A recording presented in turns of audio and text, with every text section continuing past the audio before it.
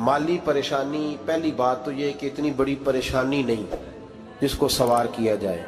आयत पढ़ूंगा कुरान पाक की, और मेरा ख्याल है कि बहुत सारी परेशानियां तो कुरान मजीद के लफ्ज़ों से दूर हो जाएंगी। सूरह हूद है, उसकी आयत नंबर 6 है, 12वें सिपारे की पहली आयत है। क्या अंदाज है, और मेरे रब का कितना मन मोह लेने वाला और दिल को छू लेने वाला अंदाज है। रब करीम ने फरमाया वमा मिन दाब्बतिन फिल अर्द, फरमाया नहीं ज़मीन पर कोई भी ऐसा चलने वाला, ज़मीन पर कोई ऐसा नहीं जो चलता हो, इल्ला अलल्लाहि रिज़्कुहा, जिसका रिज़्क अल्लाह ने अपने ज़िम्मे न लिया हो। ज़मीन पे कोई चलने वाला ऐसा नहीं जिसके रिज़्क की जिम्मेदारी रब करीम की ना हो। जिम्मेदारी रिज़्क किसकी है? बोल के बताएं, बोल के किसकी जिम्मेदारी है जी? अल्लाह। देखिए गौर फरमाएं, यहाँ मुफस्सिरीन ने एक बात लिखी है इस आयत के तहत कि फरमाया जो ज़मीन पे चलने वाला है उसका रिज़्क अल्लाह के ज़िम्मे। फरमाते हैं कि ये अल्लाह ने हमारी अकल के मुताबिक हमसे बात की है, वरना आसमानों में जितनी मखलूक है रिज़्क उसका भी अल्लाह के ज़िम्मे ही है। यहाँ जो फिल अर्द के लफ्ज़ है ज़मीन पे, वो हमें समझाने के लिए कि तुमने तो सिर्फ ये दुनिया देखी है ना, तो जिसको तुमने देखा है वो सब खाते अल्लाह का दिया हुआ है। तो जो हमने देखा था रब करीम ने उसके मुताबिक हमें समझा दिया। फरमाया कुछ तो तुमने देखे ही नहीं, चलो उनकी तुमसे बात नहीं करते, पर जो तुमने देखे हैं उन सब का रिज़्क किसके ज़िम्मे है?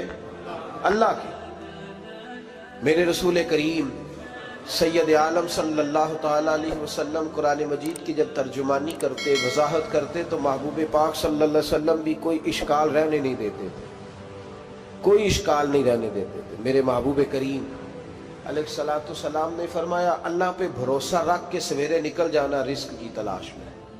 किस पे भरोसा रखना है? निकलना तुम्हारे जिम्मे है। ये ना कहना कि घर बैठूंगा तो यही आएगा, निकलना तुम्हारी जिम्मेदारी है। जितनी जिम्मेदारी है वो पूरी करना। अल्लाह पे भरोसा करके निकल जाना तुम्हारी जिम्मेदारी है। रब का जिम्मा है तुम्हें रिज़्क देना, वो जरूर तुम्हें रिज़्क पहुंचाएगा। या रसूल अल्लाह सल्लल्लाहु अलैहि वसल्लम किस तरह पहुंचेगा? तो जरा हुजूर के लफ्जों का हुस्न भी देखिए।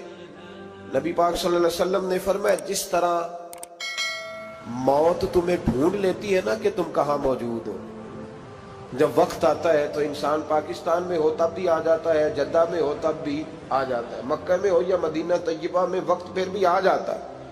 फरमाया जिस तरह मौत तुम जहां भी हो तुम तक पहुंच जाती है ना, इस तरह तुम्हारा रिज़्क भी तुम जहां मौजूद होते हो अल्लाह वहां पहुंचा देता है, पहुंचा देता है। तो या रसूल अल्लाह सल्लल्लाहु अलैहि वसल्लम किस अंदाज में?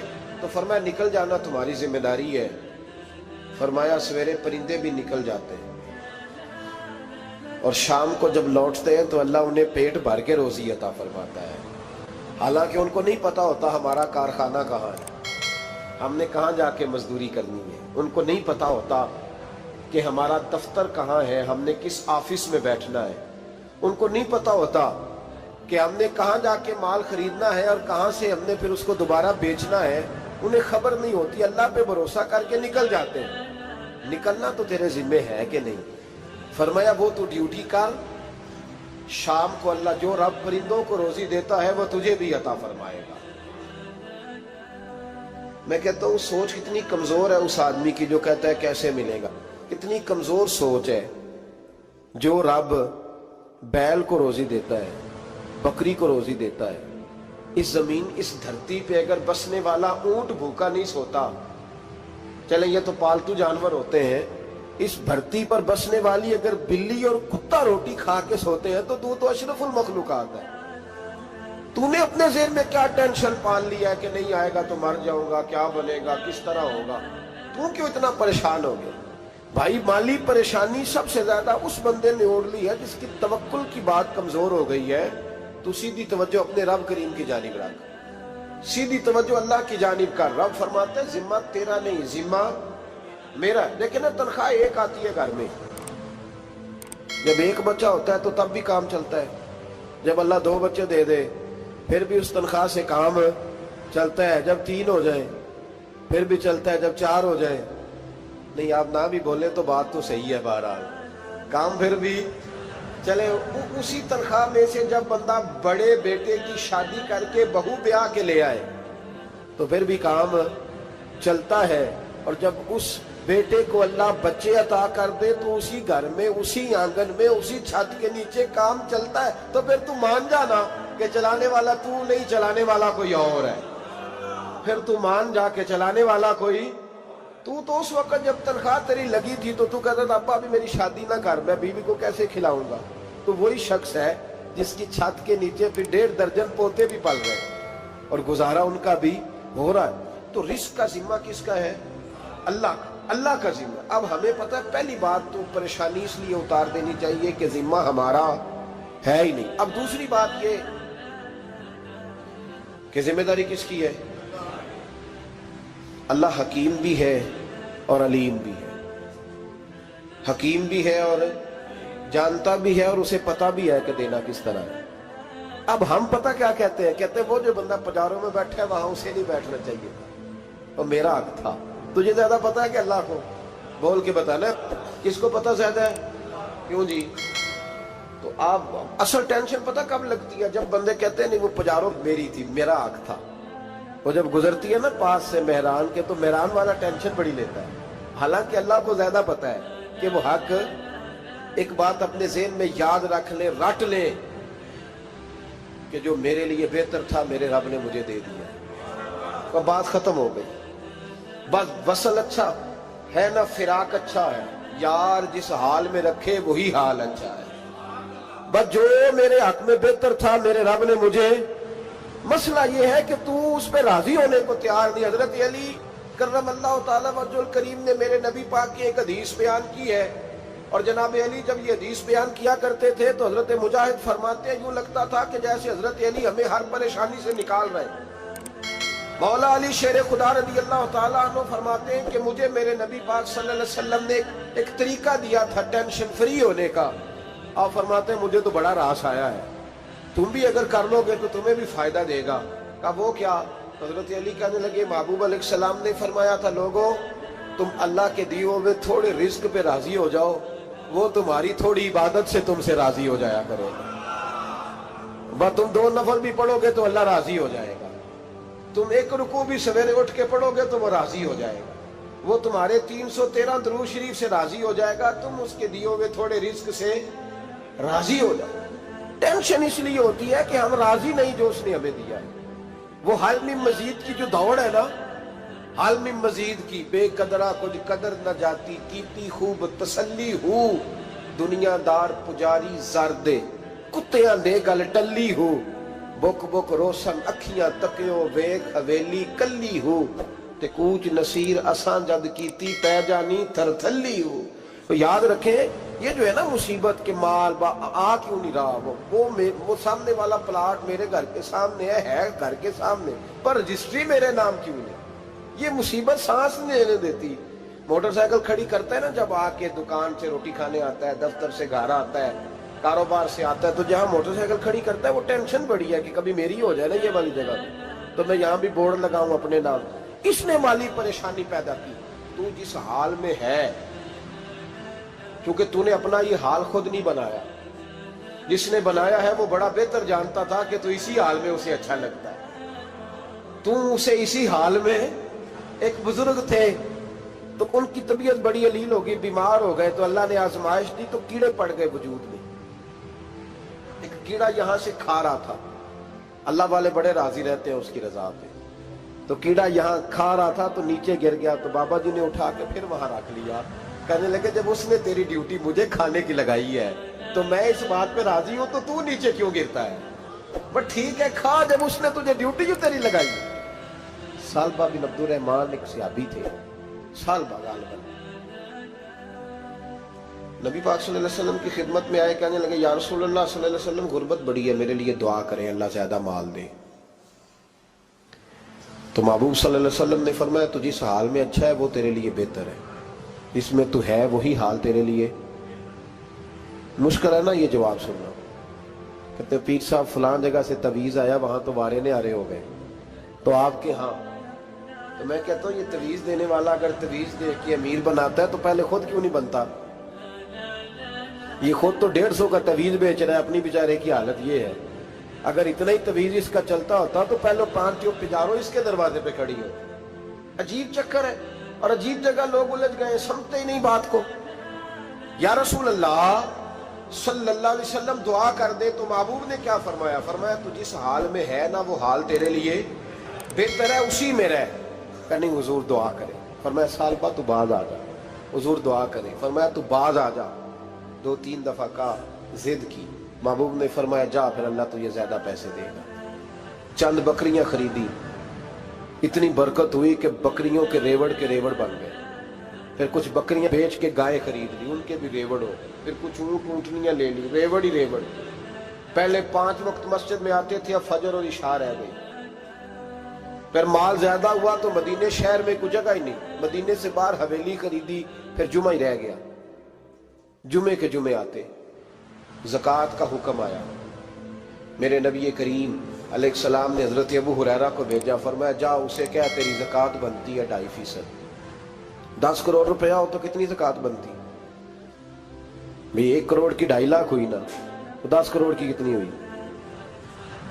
تو بڑی مصیبت ہے جب بینک سے میسج آتا ہے نا کہ 25 لاکھ نکل گیا تیرے اکاؤنٹ سے، بہت بڑی مصیبت، بڑی ٹینشن ہوتی ہے۔ ایک صاحب میرے پاس آئے، ان کی زمین اچانک مہنگی ہو گئی، اچانک پہلے کچھ 15-16 لاکھ کی ایکڑ زمین تھی، پھر وہ کروڑ کی ہو گئی۔ تو میرے پاس آئے، کہنے لگے وہ 10 کروڑ روپے بنتے ہیں تو زکوٰۃ، تو میں نے کہا آپ نے کیا کیا؟ زری زمین پہ عشر آتا ہے، اس پہ زکوٰۃ نہیں آتی، تو آپ نے کیا کیا؟ کہنے لگے وہ کچھ سوسائٹی کے رول کے مطابق میں نے فائلیں وغیرہ لے لی ہیں، اب میں نا کبھی موقع آئے گا تو ان کو بیچوں گا۔ تو میں نے کہا اب تو آپ کا یہ مال ہو گیا بزنس کا، تو اب تو اس پہ زکوٰۃ آئے گی۔ 10 کروڑ پہ جب 25 لاکھ سنا تو کہنے لگے فوراً دینی پڑتی ہے کہ تھوڑی تھوڑی سے بھی کام چل جاتا ہے؟ تو میں ان کا چہرہ دیکھنے لگا، میں نے کہا نہیں وہ تو آپ کو پتہ ہے، ویسے حضرت عمر فرمایا کرتے تھے بانٹ کے نہ دو، کوشش کرو کسی ایک کو ہی دو، چلو کسی کا تو کچھ بن جائے، تو ایک کو ہی دینی چاہیے۔ کہنے لگے تو مطلب یہ ایسا ہی حکم ہے؟ میں نے کہا آپ کسی اور سے تحقیق کر لیں۔ اب یہ بھائی لیتے وقت نہیں تجھے ٹینشن ہوئی کہ 15 لاکھ کا کروڑ ہو گیا، تو اس وقت کبھی تو نے کہا کہ یا اللہ تو یہ کیسی سوچ ہے مسلمان، کس طرح کا اس کا؟ ہمارے ہاں جب کسی آدمی پہ حالات خراب ہوتے ہیں نا تو سب سے پہلے وہ اس طرح کرتا ہے کہ جو میں کہیں اللہ کے رستے میں دیتا ہوں پہلے اسے بند کروں۔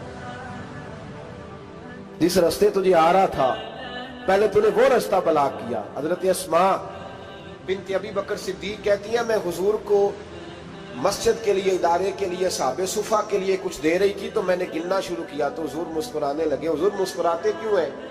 تو فرمانے لگی، محبوب فرمانے لگے اسماء اللہ کے رستے میں گن گن کے نہ دیا کر، ورنہ وہ بھی تجھے گن گن کے دے گا، تو اس کے رستے میں بے حساب دے، وہ بھی تجھے بے حساب ہی عطا فرمائے۔